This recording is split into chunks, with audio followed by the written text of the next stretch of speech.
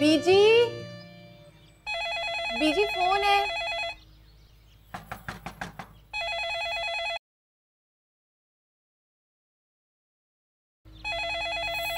किसको जरूरत पड़ गई है?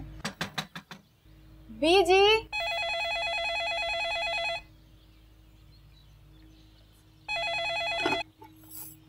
हेलो। जी अस्सलाम वालेकुम। वालेकुम अस्सलाम।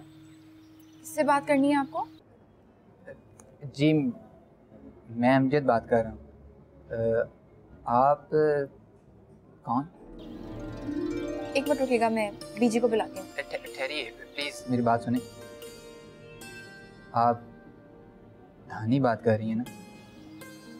नहीं, मैं शानी बात करती हूँ। देखें, मेरी शानी से कई मरतबा बात हो चुकी है। ये अच्छी बात नहीं है अपनी शनाख्त छुपाना। आप एक मिनट रुकिए, मैं बीजी को बुलाती हूँ। ज़रा देखिए, मैंने सिर्फ शेख साहब की तबीयत का पूछना था। आप ही बता दें कि वो आप कैसे हैं। जी अब बेहतर है माशाल्लाह। मेरा उन्हें सलाम कहिएगा और बताइएगा कि उनकी दुकान के कागजात तैयार हैं। जब भी जी चाहे किसी को भिजवा कर मंगवा लें। जी मैं कह दूंगी। अब मैं जाऊं? आप जाना चाहती हैं? दरअसल अब्बा को हमारा फ़ोन पे बात करना पसंद नहीं, तो बीजी मसरूफ़ है, वरना बीजी अब्बा ही फ़ोन उठाते हैं। अच्छी बात है, लेकिन आप मुझसे तो बात कर सकती हैं ना। मुझे आपको सुनना अच्छा लगता है। वो दरअसल बीजी आ गई। ये ले, आप बीजी से बात करें। किसका फोन है ये तो बता दो। हेलो, अस्सलाम वालेकुम बीजी, कैसी हैं आप? मैं अमजद बात कर रहा हूँ। अरे वालेकुम अस्सलाम अमजद मियाँ, कैसी हो बेटा? अरे शुक्र है तुम्हारी आवाज़ भी सुनी। जी बहुत शुक्रिया। आप सुनाएं, आपकी तबीयत कैसी है और घर पे सब कैसे हैं?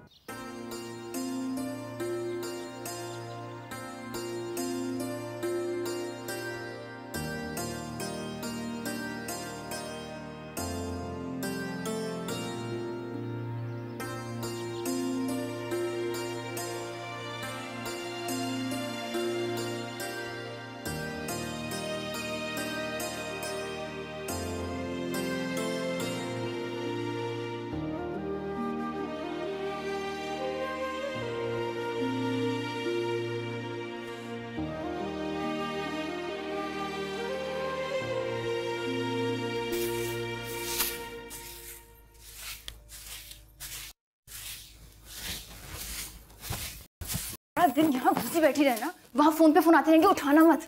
क्या हो गया आप ही? खुद ही तो सुबह कह रही थी कि कमरे की सफाई का ख्याल नहीं रखती। अब यहाँ सफाई कर रही हूँ तो कह रही हो कि बाहर क्यों नहीं आई? और ये राजा कहाँ है? वरना तो पूरा दिन फ़ोन के इर्द गिर्द मंडलाता रहता है, अब ज़रूरत है तो वो भी गायब। इतना क्यों बिगड़ रही हो आप ही? हुआ क्या है? फ़ोन किसका था? अमजद का फ़ोन था, अब्बा की तबीयत का पूछ रहा था।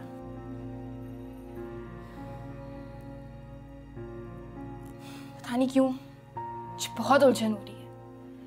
मुझे नहीं करनी थी उससे बात और मुझे उससे बात करनी पड़ी, तो शुक्र है बीजी आ गई और मैंने फ़ोन उनको पकड़ा दिया। अभी ऐसा कैसे चलेगा? अभी तो मैं उनसे बात करके इतनी उलझन हो रही है। सोचो जब कल उन्हीं के घर रुखसत होकर जाओगी तो क्या होगा? बेहतर है तुम अपनी उलझन से जल्दी बाहर निकल आओ। मेरी खाला बनना बंद करोगी? पैगाम दे दिया तुमने उसको मेरा? हाँ, गुड्डू से गोलमोल सा पैगाम भिजवाया तो है। उम्मीद है आज जवाब आ जाएगा।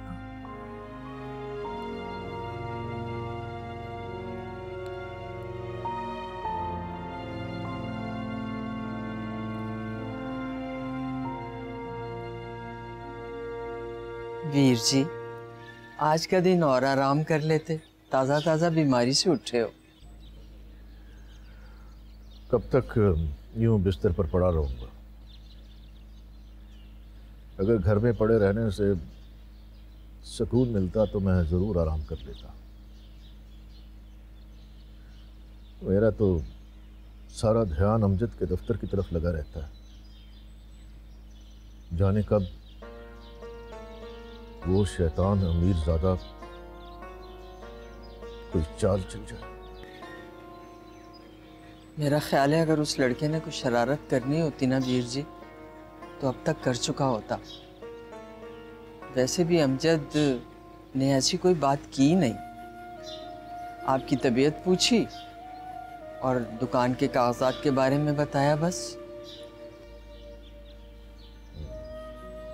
पर फिर भी धड़का तो लगा रहेगा ना आपा।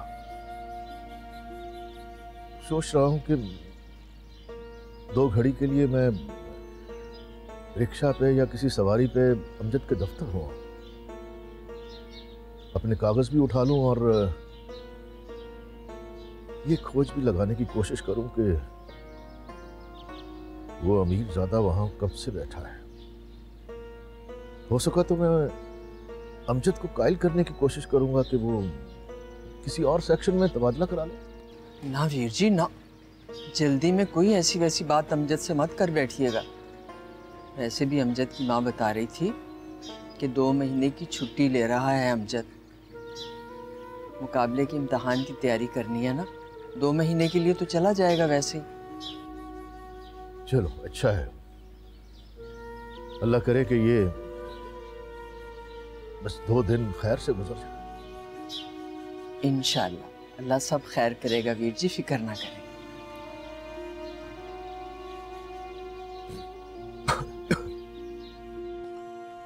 ये रहा आखिरी वोट।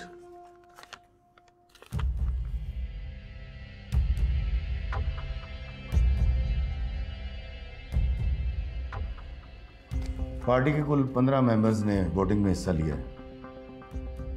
रियान साहब को 4 वोट मिले हैं, जबकि 11 वोट इनकी मुखालफत में आए हैं। तो पार्टी की इस वोटिंग से ये बात साबित हो चुकी है कि मेजोरिटी नहीं चाहती कि रियान साहब पुरानी बस्ती के हल्के से इलेक्शन लड़ें।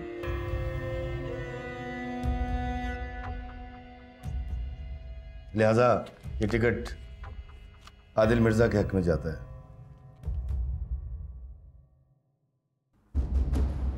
और आदिल मिर्जा का बेटा फर्रुख मिर्जा पार्टी की तरफ से इलेक्शन लड़ेगा। बहुत बहुत मुबारक हो मिर्जा साहब।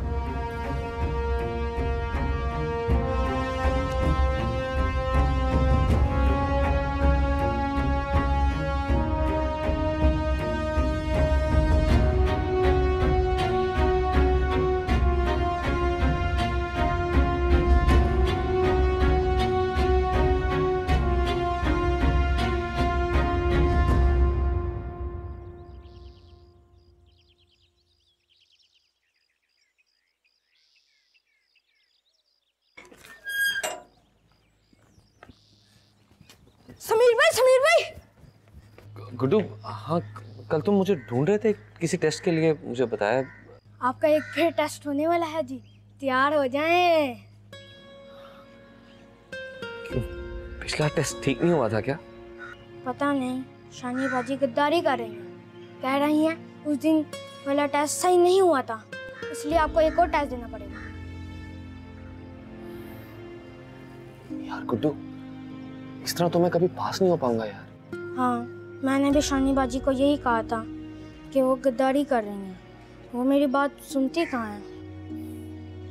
अच्छा बताओ, कब टेस्ट देना है मुझे? जुमेरात को। यार मेरा दिमाग यार। अरे एक मिनट, रिलैक्स रिलैक्स, आराम से याद करो। जुमेरात को कहाँ? जुमेरात को मज़ार पे। ठीक है, दुआ के वक्त, यानी नमाज असर के बाद। हाँ, और अच्छा टेस्ट देना यार प्लीज, अच्छा देना बस। ठीक से जवाब दूंगा मैं। और टेस्ट अच्छा देना। अच्छा टेस्ट दूंगा, जाओ जाओ तुम क्लास में जाओ।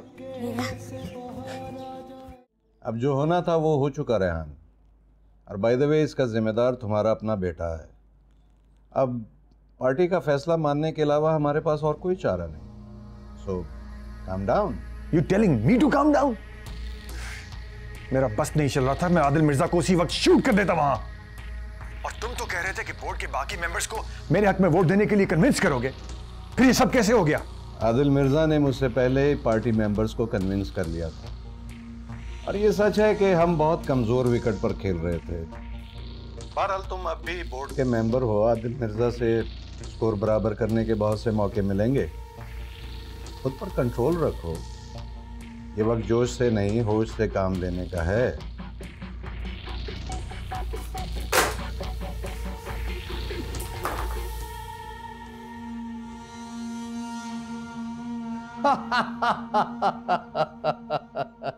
वाकई रियासत साहब, सियासत तो कोई आपसे सीखे।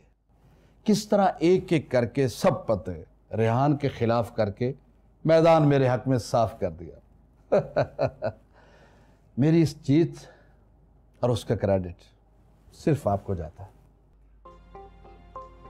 मैं रेहान को पार्टी में सिर्फ इसलिए लाया था कि उसका बेटा मेरा दामाद बनने वाला था। जब ये रिश्ता ही नहीं रहा तो मुझे रेहान की कोई जरूरत नहीं है।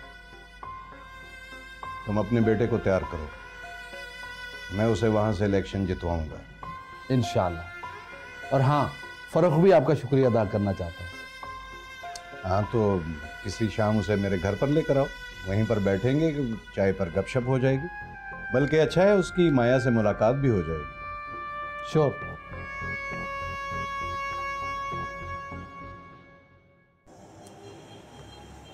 आपने यहाँ आने की क्यों तकलीफ की? राजा को भिजवा देते, मैं उसको ही ये दे देता। भाई तुमसे मिलने को जी चाह रहा था तो चला आया। बेहतर। वो तुम्हारा असिस्टेंट नजर नहीं आ रहा। कौन? समीर? हाँ, वो अजीब मनमोजी लड़का निकला है, नौकरी से रिजाइन कर गया। क्या? रिजाइन? और क्यों?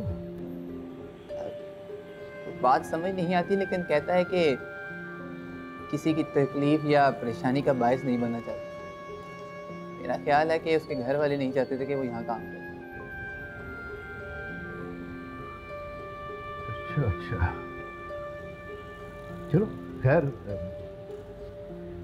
अमजद मियाँ, अब मैं चलता हूँ। आज मैं आपको रोकूंगा नहीं, आप घर जाएं और आराम करें। आप कहें तो सवारी मंगवा दूं? नहीं, रिक्शा रुकवाया हुआ है मैंने। जीते रहो। खुदा हाफ़िज़। खुदा हाफ़िज़। खुदा हाफ़िज़।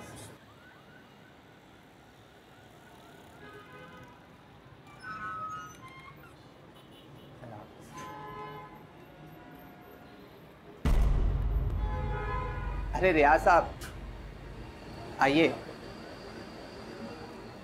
कैसे हैं आप? आपकी फाइल तहसील ऑफिस से आ गई, बैठिए। Thank you. ये अभी जो साहब गए हैं यहाँ दफ्तर से, शेख कलीम साहब हैं ना? जी हाँ, पर आप उन्हें कैसे जानते हैं? इससे कमाल है। मैं पिछली दफ़ा आपके ऑफिस में आया था तो अपने बॉस के बेटे समीर से मुलाकात हुई थी यहाँ पे, और आज आया हूँ तो अपनी फैक्ट्री के अकाउंट्स डिपार्टमेंट के सबसे पुराने मुलाजिम वो दिखाई दे। क्या मतलब? यानी कि शेख साहब सेठ रेहान के फर्म में ही अकाउंटेंट थे? यस। यानी कि शेख साहब और समीर एक दूसरे को बहुत अच्छी तरह से जानते हैं।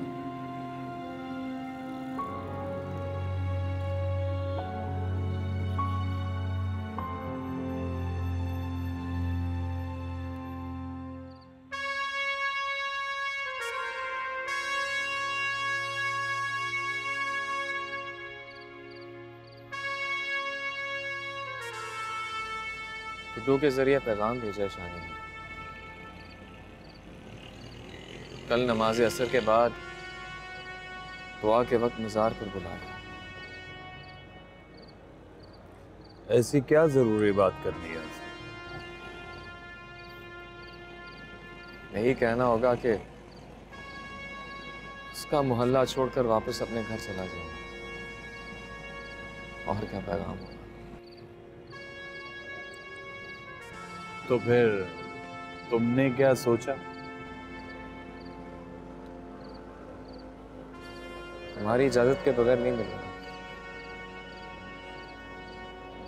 मैं इस मोहल्ले में तुम्हारी जमानत पर रह रहा हूँ। ऐसी कोई हरकत नहीं करना चाहता जिसकी वजह से लोग तुम्हें नुकसान पहुंचाएं या तुम पर उंगली उठाएं। ये मुझे गवारा नहीं होता। तुम्हारी खातिर जान भी हाजिर है प्यारे। ये तो फिर एक छोटी सी जमानत है। तुम जाओ, जरूर जाओ। कोई जरूरी पैगाम दिया होगा उसने, कोई जरूरी बात करनी होगी। मुझे अपनी कोई परवाह नहीं है बाबू। बस तुम्हारा सर किसी के सामने झुका हुआ देख नहीं सकता।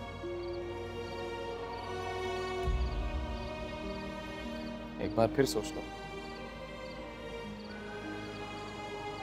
तुम्हारे दिल की हालत समझता हूं। ये तो तुम्हारा आला ज़र्फ है कि तुम मुझसे जाने की इजाजत तलब कर रहे हो। जरूर जाओ तो। ना जाने किस्मत क्या नया पन्ना लिख रही है। तुम्हें जाना चाहिए,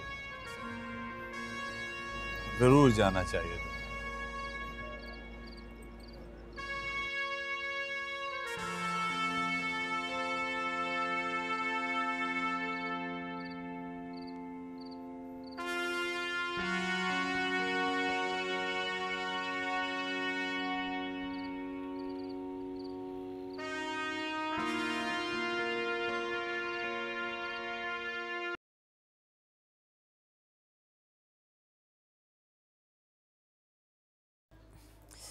वो सब तो ठीक है आप ही, मगर हम घर से निकलेंगे कैसे?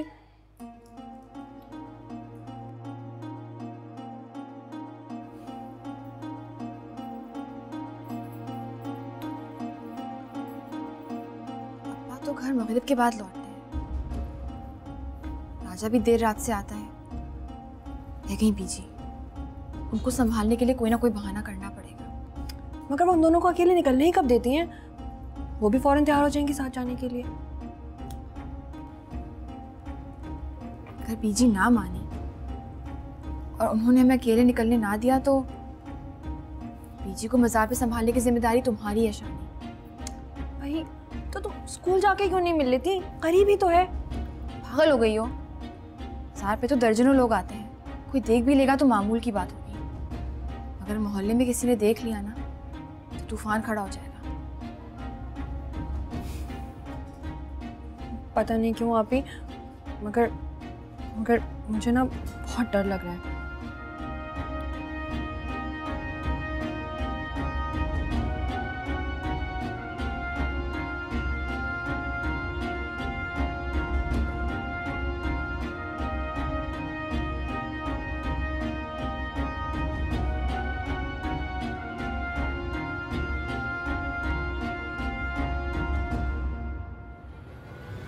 जी बिल्कुल, मैं ऐसी किसी पार्टी में शमूलियत का सोच भी नहीं सकता जो अपने गरीब वोटर की फलाह बहबूद के लिए कोई ठोस प्लान तक न बना सके। कुछ लोगों का ये कहना है कि पार्टी से इख्तलाफात की वजह आपका अपना ही बेटा है और टिकट पर पार्टी से झगड़ा था। इंतहाई फजूल बात है, बिल्कुल झूठ, बेबुनियाद। मेरी साख को नुकसान पहुंचाने की बहुत ही घिनौनी कोशिश है और बहुत जल्द इसके खिलाफ मैं कोर्ट में जाने वाला हूं। एक आखिरी सवाल, ये बताएं कि अब मुस्तकबिल में आपका अपने सियासी कैरियर के बारे में क्या ख्याल है? क्या कोई नई पार्टी ज्वाइन करने का इरादा है? लेट्स सी, अगर मुझे किसी पार्टी में गरीब की खिदमत का जज्बा नजर आया तो ज़रूर ज्वाइन करूंगा, लेकिन पहले आजमाइश शर्त है, क्योंकि मैं यही गलती दोबारा फिर से नहीं करना चाहता। वैसे मुल्क की सभी लीडिंग पार्टीज की तरफ से मुझे अप्रोच करना शुरू कर दिया गया रात से कि मैं उनको ज्वाइन करूँ। Anyway, thank you very much. Let's go for refreshment. यार ये तो बहुत तेज निकला, लेकिन मेरा ख्याल था कि अभी कुछ अरसा और पार्टी में रहेगा। इस बार रेहान ने बगैर पत्ते दिखाए अच्छी चाल चली है। मैं उसे इतना शार्प नहीं समझता था, लेकिन लगता है कि अब उसे धीरे धीरे सियासत की अलिफ बे समझ आने लगी है। लेकिन रियासत अंकल, हमारी पार्टी के बारे में तो बहुत नेगेटिव बोला सेठ रेहान ने। तुम उसकी परवाह ना करो। हमारे यहाँ लोगों की याददाश्त बहुत कमज़ोर होती है, शाम तक सब कुछ भूल जाते हैं। तुम सिर्फ आने वाले इलेक्शन पर फोकस करो। मैंने तुम्हारे डैड से प्रॉमिस किया कि उस पुराने बस्ती वाले हलके से तुम्हें जितवा कर ही दम लूँगा। सुन ले फरूख बेटा, तुम्हारे अंकल रियासत किंग मेकर है। इन्होंने कह दिया तो समझो कि तुम लड़ने से पहले ही जीत चुके हो।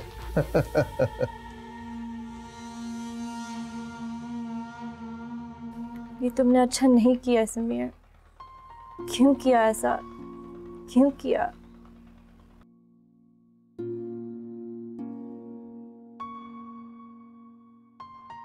माया, तुम अभी तक ऐसी खड़ी हो? नीचे सारे गेस्ट कब से तुम्हारा वेट कर रहे हैं। अभी मिलना जरूरी है mom. I don't feel like going. हाँ, बहुत जरूरी है। तुमने मुझसे वादा किया था ना, नो मोर डिप्रेशन। चलो ठीक है, आप जाएं, मैं आती हूँ। चलो जल्दी से फ्रेश होके नीचे आ जाओ। That's like a good girl. Okay?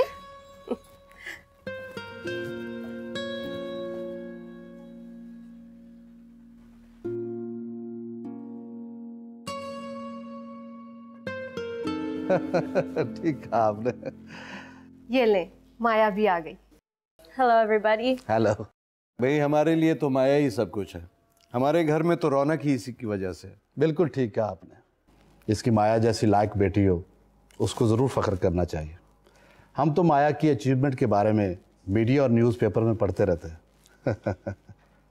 Maya, please meet Farukh Mirza. Adil Mirza के इकलौते बेटे हैं और बहुत जल्द MNA भी बनने वाले हैं। He had recently joined our party. Hi. Hi. How are you? Quite fine. Nice meeting you. Same here. Politics के बारे में क्या ख्यालात हैं आपके वैसे? बस इतना ही कि बड़ी पॉलिटिक्स होती हैं। वेरी वेल सेड माया, वेरी वेल। वैसे पाकिस्तान की सियासत को इससे अच्छा डिफाइन नहीं किया जा सकता। डैड, मैंने सुना है कि रेहान अंकल ने आपकी पार्टी छोड़ दी। Is it true? अभी न्यूज़ पर चल रही थी।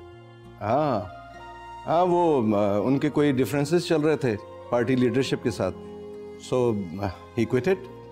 अब फरूख लड़ रहे हैं उस सीट से इलेक्शन। ये आप लोगों ने फिर सियासत के बोरिंग टॉपिक पे डिस्कशन शुरू कर दी। भाई माया और फरूख पहली बार मिले हैं, इनको अपने पसंद के टॉपिक्स पे बात करने दे। जी जी श्योर, लेकिन पहले चाय।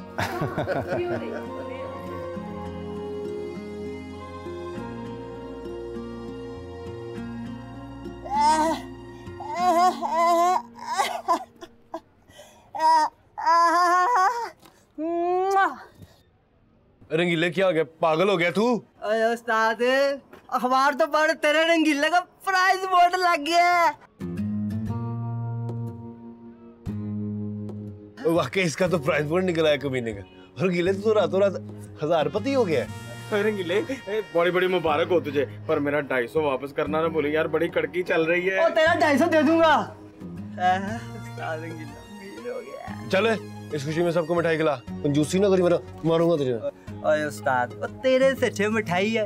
और मैंने मिज़ार पर फूलों की चादरों के लिए मन्नत मांगी थी, चादर चुरा के तेरे पर रंगीला मिठाई लेके आएगा। तू ना ले गया ना पुत्र, तो दुकान में घुसने नहीं दूंगा तुझे। लेके जाऊंगा उस्ताद। जा वे, चला जा यार। राजा, कहीं यार ये खुशी से मारी ना जाए।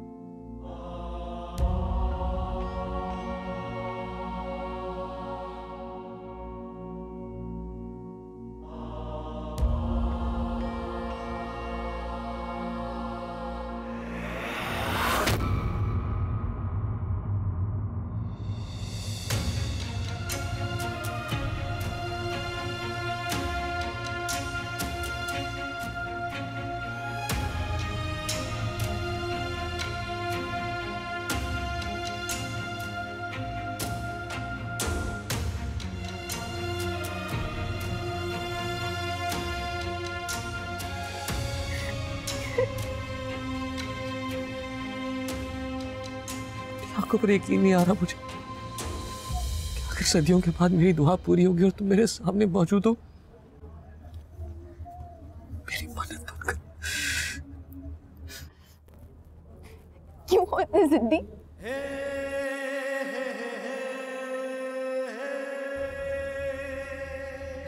मान ली मैंने हार तुम्हारी जिद की।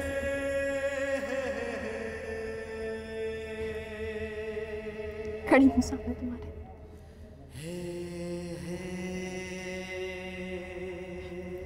जो पूछना है पूछ लो, मगर एक वादा कर दूंगा, इसके बाद जो मैं कहूंगी तुम मानोगे। अभी जी भर के देखने तो दो मुझे, बात शायद हो ना पाए मुझसे। क्यों?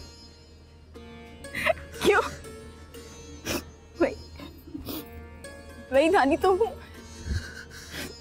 वही धानी जो खुद चल के आई थी तुम्हारे पास कि मुझे अपने साथ ले चलो। वही धानी जिसे तुमने बीच राह में रोता छोड़ दिया था।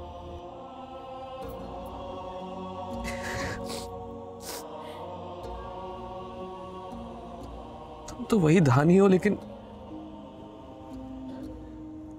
मैं वो समीर नहीं रहा। तुम जिस समीर से मिली थी वो एक शहजादा था, और आज जो समीर तुम्हारे सामने खड़ा है वो सिर्फ एक भिखारी है। भिखारी। आज तुम्हें ये सवाल पूछने की जरूरत तो महसूस नहीं हो रही कि उस शहजादे ने उस वक्त तुम्हारी मोहब्बत को क्यों नहीं समझा, और आज भिखारी खाली मोहब्बत का कशकोल लिए तुम्हारे सामने क्यों खड़ा है, सिर्फ इस उम्मीद में कि मोहब्बत के चंद सिक्के सुनते। क्यों नहीं समझते? तुम्हें क्यों नहीं समझ आ रहा समीर? बहुत देर हो गई।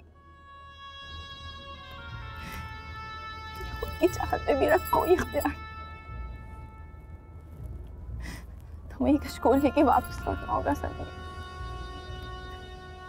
मैं नहीं दे सकती तुम्हें। मुझे इससे कोई फर्क नहीं पड़ता। जरूरी तो नहीं कि भिखारी को हर दर से भीख भी मिल जाए।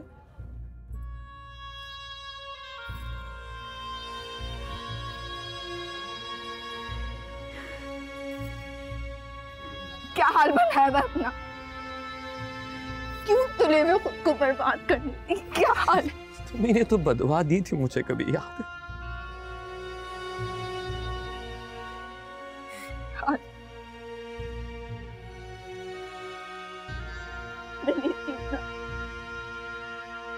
सारी दुआएं मैं वापस लेती हूँ समीर, और मैं मेहनत कर रही हूँ। मैं मेहनत कर रही हूँ समीर, वापस लौट जाओ। वो सब कर दिखाया जो एक आम इंसान के लिए नामुमकिन है। साबित कर दिया तुम्हारी मोहब्बत आम नहीं खास है। हारों को सर करना, सहराओं को नापना तुम जानते हो। आज मैं तुम्हारी मोहब्बत को तस्लीम कर।